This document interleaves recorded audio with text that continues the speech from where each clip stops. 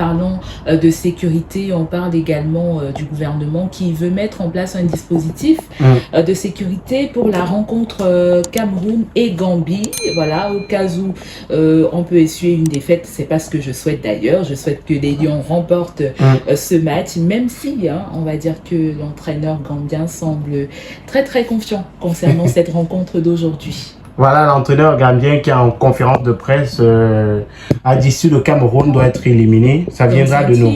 Voilà. Oui, justement, il a dit que le Cameroun ne fait plus peur. Ils ne produisent pas grand-chose.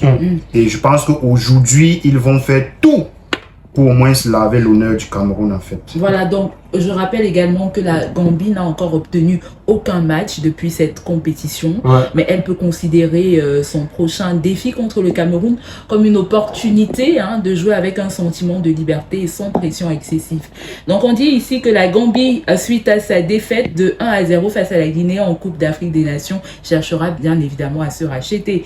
Et donc les Gambiens ont montré des difficultés défensives avec 11 buts encaissés lors de 5 et de leur 6e dernière confrontation. Néanmoins, Tom Saintfiet, entraîneur des Scorpions de la Gambie, ne jure que par la victoire face aux Lions indomptables du Cameroun, parce que quand même, je pense qu'il a eu le temps de bien observer leur technique de jeu et tout, et il se dit rassuré quant à ses joueurs de pouvoir faire sortir le Cameroun de cette compétition. Mais oui, mais avec Rigobert, on n'est jamais ça rassuré. À chaque fois, il a une nouvelle équipe. Comment tu vas te rassurer? Comment? Parce qu'à chaque fois, il a une nouvelle équipe. C'est la tactique de la terre brûlée. mais après, on peut comprendre l'assurance du sélectionneur gambien quand de l'autre côté, on a Rigobert qui n'est plus très sûr. Et je le disais à quelqu'un ce matin, Rigobert il n'est plus très sûr. Quand vous regardez la conférence de presse, il y a quelque temps, Rigobert nous disait qu'il est là jusqu'à. Mais hier, il a dit c'est après la compétition qu'on verra s'il démissionnera ou pas. Il n'a pas dit comme ça, mais la question c'était est-ce que si les Lions ne sont pas qualifiés pour la suite, vous allez démissionner? Il a dit il se concentre sur le match et après le match on verra. Donc Rigobert qui pas de proverbe pendant une conférence de presse. C'est étonnant. Rigobert qui était très posé, qui ne rassurait pas les Camerounais qui vont gagner le match. Il a presque pas rassuré. C'est vrai qu'il a rassuré que les joueurs savent ce qu'ils partent chercher, ils savent qu'il faut gagner 3 points, mais il n'était plus, c'était pas le même Rigobert.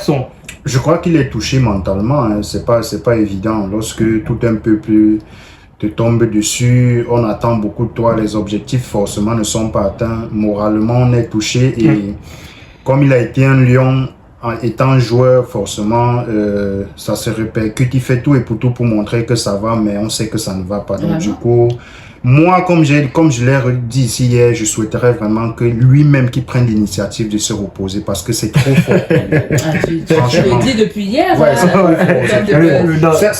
se voit. Là, il est bousculé avec les émotions, les critiques, les résultats qui ne suivent pas. Il est bousculé émotionnellement et puis ça peut se répercuter sur autre chose. Donc, autant mieux qu'il prenne lui-même la résolution de se reposer en fait. Et tu as parlé d'un sursaut d'orgueil des Lions indomptables aujourd'hui. Est-ce que tu penses réellement, honnêtement, est-ce que tu penses que c'est possible?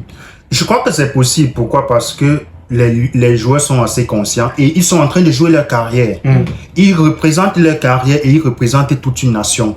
Je pense qu'ils ont vu, ils sont sur les réseaux sociaux, ils voient tout ce qui se dit, ils sont au courant de tout et leur performance et tout ce qui va avec. Donc, je pense que la balle est dans leur camp parce que nous, en tant que Camerounais, nous, en tant que supporters, nous faisons ce que nous pouvons à notre niveau pour les soutenir, pour les encourager. Maintenant, à eux de mouiller le maillot parce que c'est ce qu'on leur reproche depuis le début de cette compétition. Les gars, mouiller le maillot. C'est une jeune équipe et presque toutes les équipes de cette CAN sont jeunes. Tu vois, et alors on attend aussi beaucoup d'eux. On attend qu'ils continuent de faire briller le nom du Cameroun comme ça l'a toujours été dans les années antérieures. Donc ils savent quoi faire. Ils ont un minimum d'expérience, même si c'est un club, ils ont un minimum d'expérience et qu'ils fassent aussi vibrer le Cameroun pour une fois. Mais est-ce que le Cameroun n'a pas un autre problème, Julie? Parce que moi j'ai écouté la conférence de presse, Rigobert lui parle de fighting spirit. Nous, Tolo parlait de fighting spirit. Le ministre des Sports, il a parlé de fighting spirit. Il pense que c'est ce qu'il manque, les trois, du moins. Même les Camerounais pensent que c'est ce qui manque à l'équipe nationale. Mais en 2024, est-ce qu'on joue le football uniquement avec le fighting spirit?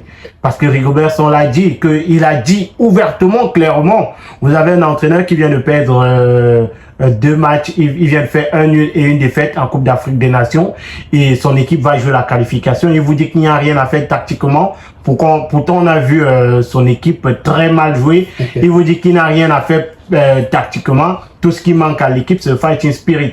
Est-ce que le problème n'est pas ailleurs? Bon, le problème du Cameroun a toujours été le fighting spirit. Mais est-ce qu'on gagne en 2024? Est-ce qu'on gagne un match avec le fighting spirit? C'est ce que je veux savoir. Je pense que ce qu'il a voulu dire par là, c'est que les Lions doivent jouer unanimement. C'est-à-dire qu'ils doivent être unanimes, ils doivent être unis. C'est-à-dire que dans leur jeu, ils ne doivent pas être dispersés. Moi, pour moi, c'est l'analyse que je peux faire de ce qu'il a dit. Donc, les Lions doivent jouer en étant unis, d'accord? Pas d'individualisme, c'est-à-dire moi je joue à ma façon, l'autre joue à sa façon, mais que ce soit d'une manière unanime. Ouais. Donc il faut être unanime. Et ce qui a toujours manqué à nos joueurs depuis le début de cette compétition, c'est la motivation. Je l'ai dit hier et je le redis encore aujourd'hui. Les Lions ne sont pas motivés.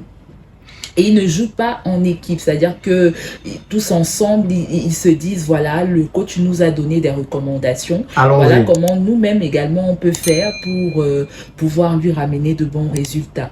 Je pense que c'est ce qui manque un peu à nos joueurs. Et je pense également qu'avec ces 2 matchs que nous avons déjà joués, la Guinée et le Sénégal, on a pu tirer des leçons et qu'on va faire mieux pour cette rencontre contre la Gambie aujourd'hui. On espère vraiment, mais moi je pense que les Lions indomptables devrait peut-être regarder parce que moi personnellement je pense que le problème de l'équipe nationale il est tactique, il n'est pas forcément au niveau c'est vrai qu'on va dire il peut être tactique. Il peut être tactique, Magic. Tu peux avoir appris beaucoup de choses, tu peux avoir l'expérience qu'il faut, mais tu n'as pas de motivation pour mettre cela en exergue. Tu comprends un peu, la motivation, c'est très important. Même, surtout pour les sportifs. Quand un sportif n'est pas motivé, il peut avoir toute la compétence qu'il faut, il peut avoir toute la technicité qu'il faut, mais s'il n'y a pas de motivation, il ne peut pas aller au summum de son talent. Donc la motivation, surtout pour ce milieu-là, c'est important, et la motivation, c'est ce qui va nous amener la victoire. Moi, c'est ce que je dis. Mais qu'est-ce qui peut expliquer ce manque de motivation, fabricant de base? Si, c'est au conditionnel, on dit que c'est la motivation qui manque à cette équipe. Bon, moi, je me dis qu'il y a un problème très important au niveau de la tanière, surtout en ce qui concerne cette histoire de sélection des joueurs et tout ce qui va avec. Il y a un sérieux problème. Donc, si on nous dit aujourd'hui que les joueurs ne sont pas motivés ou qu'ils n'ont pas le fighting spirit, on doit nous expliquer pourquoi ils ne sont pas motivés, pourquoi ils n'ont pas le moral, on doit nous expliquer pourquoi. Et comme tu l'as si bien souligné tout à l'heure, je pense que le problème du Cameroun, en dehors du fighting spirit, qui se manifeste lorsqu'on est déjà au stade, bien avant, il doit avoir une tactique, il doit avoir un système de jeu. Je pense que jusqu'ici... Bien visible, voilà, compréhensible. Je ne sais pas quel est le Camerounais qui peut t'expliquer la tactique de jeu de Rigobertson depuis qu'il est à la tête de l'équipe. On attaque en V, on défend en W. Je ne sais pas, personne ne peut t'expliquer parce que même au niveau des sélections, à chaque sélection des joueurs, c'est des joueurs différents. On a l'impression qu'il n'y a pas un fond, parce que lorsqu'il y a un fond, comme je disais la dernière fois, on se base sur un ossature. C'est sur cette ossature-là qu'on essaie de greffer parce qu'on veut un résultat final.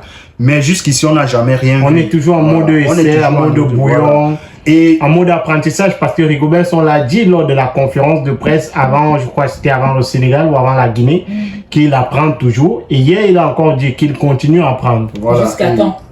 Jusqu'à quand il va continuer? Et on se rend véritablement compte que les séances de préparation d'avant-compétition, je ne sais pas à quoi elles nous servaient. Parce qu'après, si pendant la compétition, on n'a rien appris pendant comment on appelle, pendant les séances on appelle ça quoi, les stages. Pendant les stages, ça veut dire que pendant les compétitions, on ne voit rien. Et la plupart des joueurs qui sont là, comme je le disais, c'est lorsqu'on entend qu'il y a un Camerounais qui brille là-bas, on part le chercher. Il n'a pas été formé au Cameroun.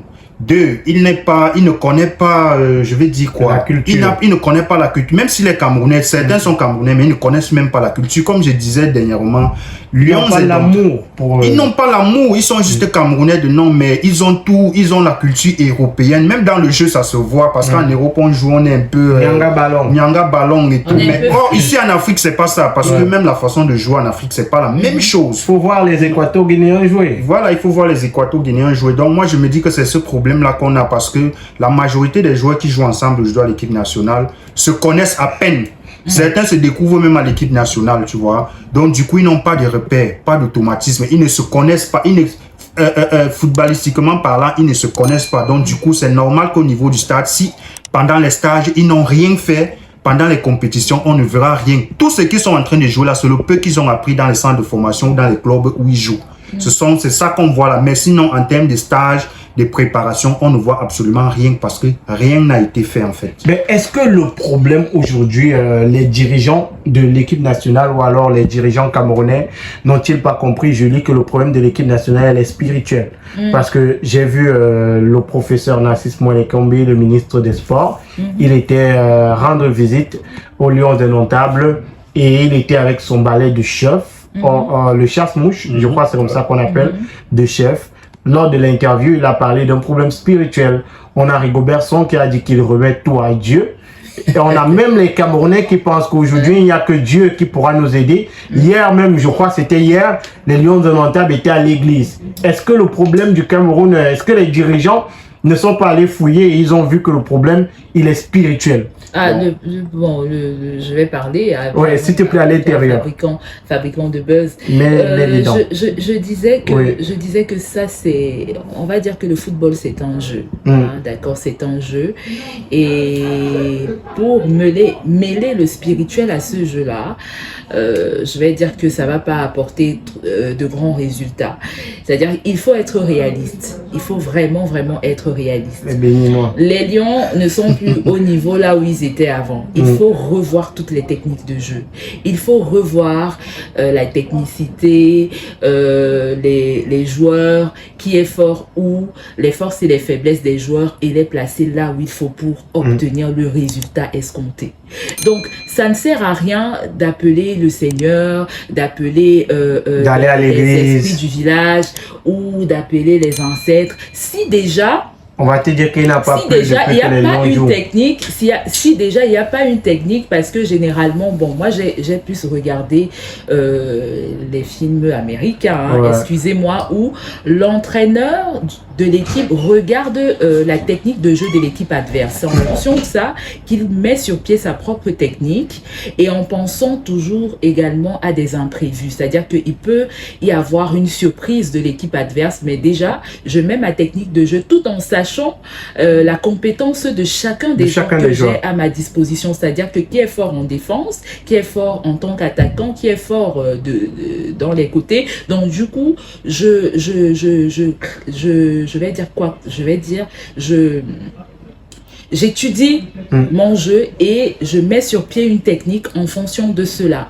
Maintenant, je fais confiance à mes joueurs, je les motive, je sais qu'ils vont donner le meilleur d'eux-mêmes, mais en même temps aussi, il faut qu'ils jouent comme une famille, il faut qu'ils jouent unanimement pour que ça puisse ramener de bons résultats. Mais il faut aussi dire donc, le spirituel, ramener le spirituel, c'est bien, mais en même temps aussi, il faut étudier déjà soi-même ces techniques de jeu et voir si on permet aux joueurs vraiment de jouer comme il faut. Voilà. Oui, fabricant de base. Spirituellement, on a un problème. Non, moi je pense pas qu'on a un problème spirituellement, parce que les joueurs n'ont pas besoin qu'on les délivre. Non, Dieu est pour tout le monde. Dieu est pour tout le monde. Et comme les Lions Indomptables prient, c'est comme ça que l'adversaire prie aussi. Donc je pense que le football, ça se joue sur celui qui s'est bien préparé, celui qui est concentré, celui qui applique bien les consignes du coach et les automatismes en fait. Moi je reviens sur ça parce que moi je pense que le problème du football camerounais et des Lions Indomptables part depuis la formation. Parce qu'il y a certaines catégories de joueurs qui jouent jusqu'au, on dit U20, U21 et tout, mais après ils se séparent. Or, dans d'autres pays, ils sont suivis et on s'assure qu'ils continuent leur parcours. De temps en temps, ils sont ensemble, ce qui fait en sorte que même s'ils se retrouvent des années plus tard, au moins s'il y a les automatismes là, parce qu'ils ont, je pense que même au Cameroun, très peu de joueurs ont joué dans les catégories inférieures ensemble. Il y a une grande, je vais dire quoi, il y a une grande partie des joueurs, à l'époque, lorsqu'on gagnait encore des compétitions et tout, il y a une grande partie des joueurs qui sortaient de là et on voyait ça se répercuter au niveau des résultats. Parce qu'ils ont tous été formés ensemble, ils ont suivi le cursus footballistique ensemble. Et chaque fois, ils étaient appelés à l'équipe nationale. Ils se connaissaient, étant donné qu'ils étaient des vieux amis et tout, donc ça passait. Or, ceux qui sont là actuellement, comme je le disais, ils se connaissent très peu. Et chacun ne connaît même pas le niveau de jeu de l'autre. Chacun ne connaît pas que, comme on dit souvent au quartier, que je connais là, que quand il va faire comme ça, je dois faire comme ça. Oui, je peux lui passer le ballon. Tu vois, c'est un peu compliqué. Donc, ce qu'ils jouent là, c'est l'école, ce qu'ils ont appris. Et c'est compliqué même pour le sélectionneur parce que Rigobert est très peu, il a très peu de temps avec ces gens lorsqu'il y a une compétition. Il a parfois 1-2 jours pour essayer de faire quelque chose et après c'est compliqué. Aussitôt que la compétition est finie, les joueurs rentrent. Et puis, c'est difficile d'évoluer comme ça. C'est pour ça que c'est bien d'évoluer avec un groupe que tu sais que tu suis. Constamment, ils sont appelés. Ça fait en sorte que tu ne recommences pas le travail à zéro. Parce que le fait d'appeler des nouveaux joueurs, il faut connaître, il faut carrément apprendre le joueur. Donc, forcément, il y a beaucoup de choses à apprendre. Et je pense qu'après cette compétition, on va vraiment rentrer dans le fond pour pouvoir avoir de bons résultats. Les Lions Indomptables